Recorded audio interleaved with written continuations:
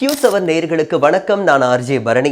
குஜராத் மாநிலம் வதோதராவில் ஆற்று பாலம் இடிஞ்சு விழுந்த விபத்துல 9 பேர் மகிசாகர் ஆத்துல மூழ்கி உயிரிழந்த சம்பவம் நாடு முழுக்க அதிர்வலைகளை ஏற்படுத்தியிருக்கு. குறிப்பா இப்பேற்பட்ட பால விபத்து தான் இன்னைக்கு பேசும் பொருளாவும் மாறி இருக்கு. இன்னைக்கு காலையில 7:30 மணி வாக்குல அந்த ஆத்து பாலத்துல போக்குவரத்து நெரிசல் ரொம்பவுமே இருந்திருக்கு. குறிப்பா அந்த பாலம் தடக்கு முடக்குன்னு சொல்லி ஆடுற சத்தம் கேட்டதாகவும் வாகன ஓட்டிகள் கருத்து தெரிவிச்சிருக்காங்க. புகாரையும் பதிவு பண்ணிருக்காங்க. இந்த புகார் பதிவு பண்ண சில நிமிடங்கள்ல பாத்தீங்கன்னா அடுத்தடுத்து வரக்கூடிய கனரக வாகனங்கள்னு சொல்லக்கூடிய லாரிகள் அடுத்தடுத்து அந்த ஆத்துல கவுந்து விழுகுது. அந்த லாரிக்கு அடுத்ததா பாத்தீங்கன்னா ஒரு எஸ்யூவி கார் வருது. அந்த காரும் அந்த தண்ணீர் அப்படியே பாஞ்சு விடுது. அதுக்கு பின்னாடி இன்னொரு சரக்கு வேணும் அந்த மகிசாகர் ஆத்துல மூழ்குது. அப்போ கிட்டத்தட்ட இந்த மாதிரி அடுத்தடுத்து வாகனங்கள் விழுந்து மூழ்கினதுல 9 பேர் உயிரிழந்த சம்பவம் மிகப்பெரிய ஒரு சோகத்தையோ அதிர்ச்சியையும் நமக்கு கொடுத்திருக்கு. அப்போ இப்பேற்பட்ட விபத்திற்கான காரணம் என்ன அப்படின்னு சொல்லும் போது இந்த விபத்திற்கு முழு முதல் காரணம் பாலத்தினுடைய பராமரிப்பு முழுமையாக கிடையவே கிடையாது அப்படிங்கிறதா சமூக ஆர்வலர்கள் தரப்புலையோ எதிர்கட்சிகள் தரப்புலையும் குற்றச்சாட்டா சுமத்தப்படுது. ஏற்கனவே இது மாதிரி குஜராத்ல இன்னொரு துயர சம்பவம் நடந்தது நமக்கு ஞாபகம் இருக்குன்னு நினைக்கிறேன். அந்த வகையில மோர்பி அப்படிங்கிற தொங்கும் பாலம் உடைஞ்சு விழுந்த விபத்துல 2022 வருஷத்துல 132 பேர் பலியான சம்பவத்தை நம்ம யாராலையும் மறக்க முடியாது. ஆக மொத்தத்துல குஜராத்ல கடந்த 2-3 வருஷத்திலேயே 2 விபத்துகள் நடந்து இத்தனை உயிர்கள் பலியாகி இருக்கு அப்படிங்கிறது தான் மிகவும் ஒரு மோசமான ஒரு சம்பவம் அப்படின்னு சொல்லி நம்ம சொல்லலாம். சரி, இந்த விபத்துக்கான காரணம் அப்படின்னு சொன்னா பாலத்தினுடைய பராமரிப்பு இல்லைன்னு சொல்றாங்க. ஆனா 3 மாதங்களுக்கு முன்னாடி தான் பாலத்தை சீரமைச்சோன்னு சொல்லிட்டு ஆளும் கட்சியான பாஜக தரப்புல இருந்து ஒரு விஷயம் சொல்லப்பட்டிருக்கு.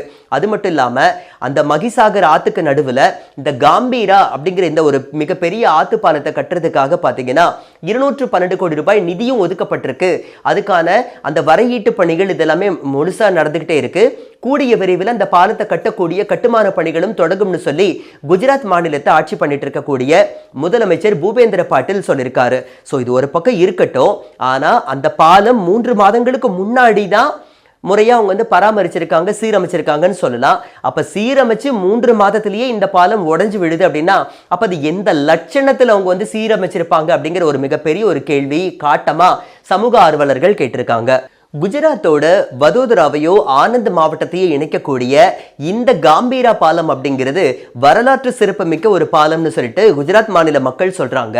ஆக மொத்தத்துல இப்பேற்பட்ட ஒரு பாலத்துல போக்குவரத்து எப்பவுமே காணப்படக்கூடிய ஒரு தருவாயில இப்படி ஒரு விபத்து நடந்திருக்கிறது எங்களால ஏத்துக்கவே முடியல. அரசாங்கம் தான் இதுக்கு முழுக்க முழுக்க பொறுப்பெடுத்துக்கணும். அதே சமயத்துல நெடுஞ்சாலைத்துறையும் இப்படி இந்த பாலத்தை முறையா பராமரிக்க விட்டதுனால இந்த சம்பவத்திற்கு அவங்க மட்டும்தான் பொறுப்பெடுத்துக்கணும்னு சொல்லிட்டு சொல்லியிருக்காங்க. சரி, ஏற்கனவே பாத்தீங்கன்னா இந்த குஜராத் மாநிலத்தை எடுத்துட்டோம் அப்படின்னா அதிகப்படியா பிஜேபி கட்சியை சேர்ந்த தலைவர்கள் தான் அங்க முதலமைச்சரா பணியிலேயும் இருந்திருக்காங்க, மக்களுடைய சேவையிலும் இருந்திருக்காங்க. அது மட்டும் இல்லாம பிரதமர் நரேந்திர மோடி அவர்களுடைய சொந்த மாநிலம்னு சொல்லக்கூடிய இந்த குஜராத்ல வளர்ச்சி பணிகள் அப்படிங்கிறது இந்த லட்சணத்துல தான் இருந்திருக்கா. அப்புறம் என்னடான்னா தேர்தல் சமயத்துல எல்லாம் இந்தியாவை டிஜிட்டல் இந்தியாவா மாத்தி காட்டுவேன், இந்தியாவை உலகமே திரும்பி பார்க்கக்கூடிய அளவில் நான் சிறப்பா காமிப்பேன்னு சொன்ன பிரதமர் மோடி அவர்களுடைய சொந்த மாநிலத்திலேயே இவ்வளவு அவலம் அப்படின்னா ஒட்டுமொத்த இந்தியாவில் இன்னும் எந்தெந்த மாதிரியான விஷயங்கள் எல்லாம் மிக படுமோசமா வளர்ச்சி பணிகள் அதுல பாதாளத்தில் இருக்கும் அப்படிங்கிற ஒரு கேள்வியை எழுப்பியிருக்குன்னு சொல்லிட்டு சமூக ஆர்வலர்கள் கேட்டிருக்காங்க. அப்புறம் இன்னொரு முக்கியமான விஷயம், அதிகப்படியா குஜராத்ல முதலமைச்சராக இருந்தவரோ பிரதமர் நரேந்திர மோடி அவர்கள் தான். அதுக்கப்புறம் தான் பிரதமர் பதவிக்காக போட்டியிடும் போது தன்னுடைய முதலமைச்சர் பதவியை ராஜினாமா பண்ணிட்டு மேல் தேர்தலுக்காக அவர் என்ன பண்ணாருன்னா முதலமைச்சர் பதவியை ராஜினாமா பண்ணிட்டு பிரதமர் பதவிக்காக போட்டியிட்டாரு. அதுக்கப்புறம் ஜெயிச்சு வந்தாரு. அதுக்கப்புறம் என்னென்ன விஷயங்கள் நடந்தது அப்படிங்கிறத நான் சொல்லிதான் உங்களுக்கு தெரியணுங்கிறது கிடையாது. சரி, இது ஒரு பக்கம் இருக்கட்டும். இந்த விஷயத்துல பொறுத்த மட்டும் என்ன அப்படின்னா குஜராத்ல அதிகப்படியா பிஜேபி கட்சியில தான் நிறைய பேர் முதலமைச்சரா இருந்திருக்காங்க. அப்போ அப்பேற்பட்ட ஒரு கட்சிக்கு சொந்தமா இருக்கக்கூடிய ஒரு மாநிலம் அப்படின்னா இந்த குஜராத் தான். அப்ப அங்கேயே இந்த மாதிரி பொறுப்பு இல்லாம பராமரிப்புகள் படுமோசமா இருக்கு அப்படின்னு சொன்னா அப்போ ஒட்டுமொத்த இந்தியாவிலையும் பல விஷயங்கள் கவனிக்கப்பட வேண்டி இருக்குன்னு சொல்லிட்டு நிறைய பேர் சமூக வலைத்தளங்கள்ல கேள்வி கேட்டுட்டு இருக்காங்க. அதாகப்பட்டது நெட்டிசன்ஸோட கேள்விகளுக்கு மத்தியில இன்னைக்கு மத்தியானம் 12:49 இந்த மணி அளவில் பாத்தீங்கன்னா பிரதமர் நரேந்திர மோடி அவருடைய ட்விட்டர் கணக்குல இருந்து ஒரு பதிவு போட்டிருக்காரு. என்ன அப்படின்னா இந்த வதோதரா மாவட்டத்துல மகிசாகர் ஆத்து பாலம் இடிஞ்சு விழுந்து உயிரிழந்த உயிரிழந்தவர்களின் குடும்பத்திற்கு தன்னுடைய ஆழ்ந்த இரங்கலை தெரிவிச்சுட்டு உயிரிழந்தவர்களுக்காக பாத்தீங்கன்னா தலா 2 லட்சம் ரூபாயோ, காயமடைந்தவர்களுக்கு 50,000 ரூபாய் வந்துட்டு நிதி வழங்குறதுக்காக உத்தரவிட்டு அவர் வந்துட்டு ஒரு ட்வீட் போட்டிருக்காரு.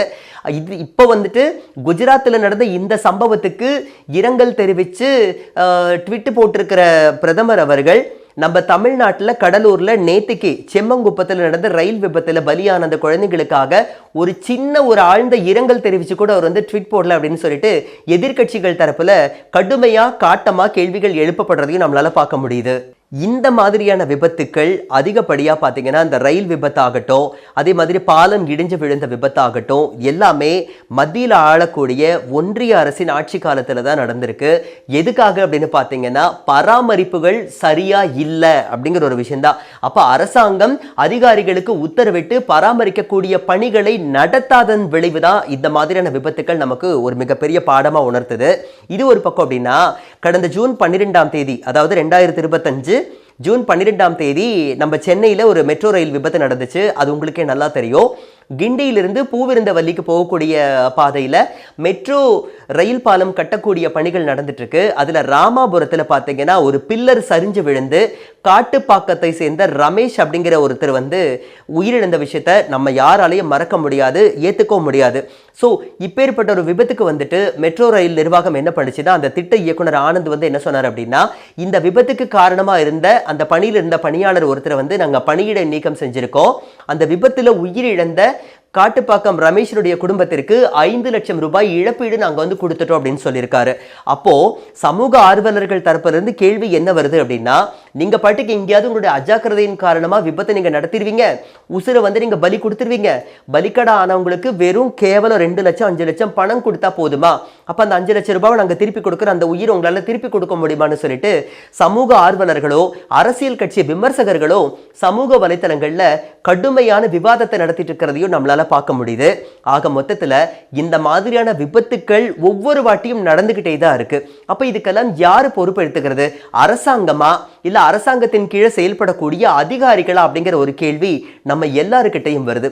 போற போக்க பார்த்தா சென்னையில் மெட்ரோ ரயில் பணிகள் நடக்கக்கூடிய இடத்துலையும் சரி, மற்ற இடங்கள்லையும் சரி, நம்ம வந்து பாதசாரியா நடந்து போறதுக்கு கூட இன்னைக்கு வந்து உயிருக்கு உத்தரவாதம் இல்லை அப்படிங்கிற மாதிரி ஒரு நிலைமை, அவலமான நிலைமை தான் நம்மளால பார்க்க முடியுது.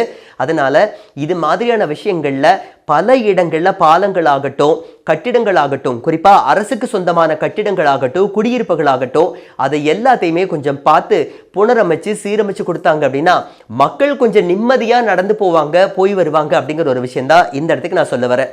அதனால இது மாதிரியான விபத்துக்களுக்கு அரசாங்கம் கடுமையான நடவடிக்கை எடுத்து அதிகாரிகளுக்கு உத்தரவிட்டு சீரமைக்கக்கூடிய பணிகளையோ செப்பனிடக்கூடிய பணிகளையோ செஞ்சாங்க அப்படின்னா மக்களோ அரசு துறை அலுவலர்களோ எல்லாருமே வந்துட்டு பார்த்தீங்கன்னா நிம்மதியா இருப்பாங்க அப்படிங்கிறதா இந்த ஒரு தொகுப்புல நான் சொல்ல வர விஷயம். மறுபடியும் வேற ஒரு தொகுப்புல சந்திக்கலாம். அடடா, ஒரு நிமிஷம், முக்கியமான ஒரு விஷயத்த நான் சொல்ல மறந்துட்டேன். அதாவது நாம் தமிழர் கட்சியின் தலைவர் சீமான் அவர்கள் பார்த்தீங்கன்னா ஒரு மேடையில் பேசும்போது சொல்லியிருந்தாரு, டிஜிட்டல் இந்தியான்னு சொல்லிட்டு பிரதமர் நரேந்திர மோடி அவர்கள் வந்து சொல்றாரு. இந்த டிஜிட்டல் இந்தியாவில் அதானி அம்பானி வந்து பெருமுதலாளிகள் வந்து பல கோடி, பல லட்சம் கோடி, பல ஆயிரம் கோடி சம்பாதிச்சாங்க. தர்மம் எடுக்கிறவங்க கூட பார்த்தீங்கன்னா இந்த டிஜிட்டல் இந்தியாவினால QR கோடை வச்சுட்டு அவங்க தர்மம் எடுக்கிற விஷயத்தை தான் என்னால் வந்து பார்க்க முடிஞ்சதுன்னு சொல்லிட்டு அவர் சொன்ன விஷயத்தையும் இந்த ஒரு தொகுப்புல நான் பதிவு பண்ணிட்டு கிளம்புறேன். மறுபடியும் வேற ஒரு தொகுப்புல உங்களை சந்திக்க வரேன். அதுவரை வணக்கங்கள்.